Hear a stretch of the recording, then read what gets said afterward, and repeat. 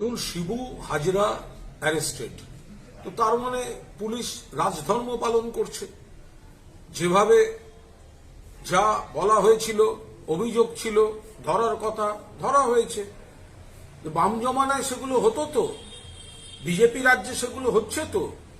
আমরা আবার বলছি, ওই এলাকায় আমরা যা রিপোর্ট পেয়েছি, কিছু প্রতিবেশী সুলভ এর জমি ওর নেয়া, ওর এই কাজ টাকা দেয়নি, এই ধরনের কিছু অভিযোগ ওই এলাকা থেকে আসছে। ব্যবস্থা হবে। কিন্তু এই যে লাগাতার নারী নির্যাতনের একটা কুৎসিত অভিযোগ, সেগুলো সম্পূর্ণ মিথ্যাচার। একটা ধর্ষণের মামলা যোগ করা হয়েছে, ধারা যোগ করা হয়েছে, তার মানে এই নয় যে ধর্ষণ করেছে। তো যেগুলো বলা হচ্ছে, প্রচার হচ্ছে, সংবেদনশীল প্রশাসন সাড়া দিয়েছে, কিন্তু অভিযোগগুলো তো প্রমাণ করতে হবে। যারা এখন হই হই করে অভিযোগের পাহাড় চাপাচ্ছেন, আপনারা খেয়াল করছেন না যে মধ্যপ্রদেশে আজকেরই খবর, একজন অন্তঃসত্ত্বা মহিলাকে গণধর্ষণের পর আগুন জ্বালিয়ে দিয়েছে বিজেপি শাসিত রাজ্য। কোথায় থাকে জাতীয় মহিলা কমিশন? নির্লজ্জ বেহায়া বিজেপি এবং এখানে যারা সব প্রচারক রয়েছেন, তারা দেখতে পাচ্ছেন না কি হচ্ছে? সন্দেশখালীতে আমরা আবার বলছি, কেউ কোনো দোষ করে থাকলে নিশ্চিতভাবে তার শাস্তি হবে, কিন্তু দশচক্রে ভগবান ভূত বানাবার যে প্রচারের খেলা চলছে, তার আমরা তীব্র বিরোধিতা করছি। এখন আইওয়াশ করার চেষ্টা করা হচ্ছে। এতদিন বারবার আমরা অভিযোগ করে এসেছি, তৃণমূল কংগ্রেসের মুখপাত্র থেকে শুরু করে সবাই কয়েক ঘন্টা আগে পর্যন্ত, মানে ডিজির প্রেস কনফারেন্স করার আগে পর্যন্ত তারা বলছিল কতগুলো মিথ্যে কথা বানিয়ে বলা হচ্ছে, কোনো এর যৌক্তিকতা নেই, কারো কোনো মাটিতে কোনো এর অস্তিত্ব নেই। এখন আবার তাকেই গণধর্ষণের যারা এই কথা বলছিল যে শিবু হাজরা কিছু করেনি, এরা কিছু করেনি, তাদেরকে আবার গণধর্ষণের মামলা দিয়ে গ্রেপ্তার করা হয়েছে। অর্থাৎ বোঝাই যাচ্ছে এটা হচ্ছে মেকআপ করার চেষ্টা করা, ম্যানেজমেন্ট করার চেষ্টা হচ্ছে। মানুষের যে ক্ষোভ এবং বিরোধী দল হিসেবে বিজেপি যেভাবে আন্দোলন করেছে, তাকে ম্যানেজ করার জন্য এখন এইসব চেষ্টা করা হচ্ছে। ফেস সেভিং মেজার্স বলতে পারি আমরা। কিন্তু বস্তু হচ্ছে, এত বছর ধরে যে জমি যে দখল করে রাখলো, এর কম্পেনসেটটা কে করবে? এত বছর যে জমিগুলোতে ধান চাষের পরিবর্তে মাছের ভেরি হলো, এবং সেই মাছের ভেরি থেকে পয়সা কামালো শিবু হাজরা, শেখ শাহজাহানরা। আর সব থেকে বড় কথা, শিবু হাজরা গ্রেপ্তার হচ্ছে, উত্তম সর্দার গ্রেপ্তার হচ্ছে, শেখ শাহজাহান গ্রেপ্তার হচ্ছে না কেন? মহিলাদের ম্যাক্সিমাম অভিযোগ তো শেখ শাহজাহানের বিরুদ্ধে ছিল। তো আমরা বলছি তো এরকম নয়। আজকে মায়াবতী জি, যিনি অন্যতম বিরোধী নেত্রী ভারতবর্ষে, তার সমাজবাদী বহুজন সমাজ পার্টির নেত্রী তিনি পর্যন্ত সোশ্যাল মিডিয়ায় লিখতে বাধ্য হয়েছে যে এই ধরনের ঘটনা অত্যন্ত লজ্জাজনক। কার লজ্জা লাগবে না? এখন তো পশ্চিমবঙ্গের মুখ্যমন্ত্রী চান, সবার লজ্জা লাগবে। নির্লজ্জ বেহায়া দোকান কাটা যারা, তাদের লজ্জা লাগবে না?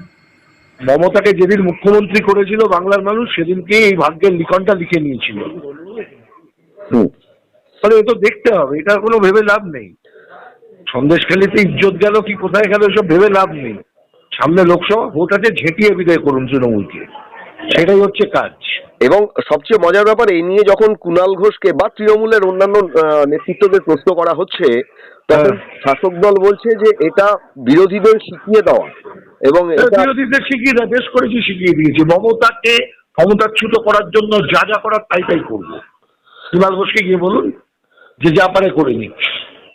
একজন দুজনকে শিখিয়ে দেওয়া যায় কি? হাজারে হাজারে মানুষ, মহিলারা যেভাবে, আমি বললাম না যে যেদিনকে ওই রকম একটা ক্রিমিনালকে পশ্চিমবঙ্গের মুখ্যমন্ত্রী বানিয়েছিলেন, সেদিনকেই বাংলার মানুষের এই ভাগ্যের লিখন হয়েছিল। এখন কেঁদে কুকিয়ে লাভ নেই। ক্ষমতা থাকলে টেনে নামান, দড়ি ধরে মারতাম, রানী হবে খান খান, এর বাইরে অন্য কোনো কাজ নেই। এতদিন পর্যন্ত শিবু হাজরা মানুষ এত অভিযোগ করার পরেও তাকে গ্রেপ্তার করা হয়নি কেন? তাকে সরকার এবং শাসক দল ঢেকে রেখেছিল। এবার তারপরে অনন্য পায় জনরোষের চাপে গণধর্ষণের ধারা যোগ করা হলো, যোগ করে ডিজিকে যেটা পেশ করিয়ে দেওয়া হলো, বুঝিয়ে দেওয়া হলো, মুখ্যমন্ত্রী নির্দেশ দিয়েছেন, অতএব তাই 2 মিনিটের মধ্যে গ্রেপ্তার। তাহলে এলাকার মধ্যে ছিলেন, যা নিরাপদের শব্দটা বলেছিল অক্ষরে অক্ষরে ঠিক, এরা সবাই এলাকার মধ্যে আছেন, শাহজাহান অথবা শিবু হাজরা। পুলিশ ধরতে পারছিল না, কারণ ধরতে চাইছিল না।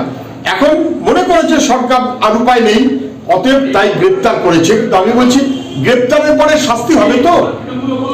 2, যারা এতদিন ঢেকে রাখছিলেন বিধায়ক, তার কি হবে? তিনি কালকেও বলেছেন, আজকেও বলেছেন কোনো অপরাধ নেই, তার কি হবে? তাকে কে প্রোটেকশন দিচ্ছে? এই যে কয়েক ঘন্টা মন্ত্রী ওখানে গিয়ে ভাষণ দিচ্ছিলেন যে না কোনো অসুবিধা নেই, সব আমরা দেখে নিচ্ছি, শিবুর বিরুদ্ধে ষড়যন্ত্র হচ্ছে, মুখ্যমন্ত্রী ভাষণ দিয়েছিলেন শাহজাহান শিবুর বিরুদ্ধে চক্রান্ত হচ্ছে, তাদের কি হবে?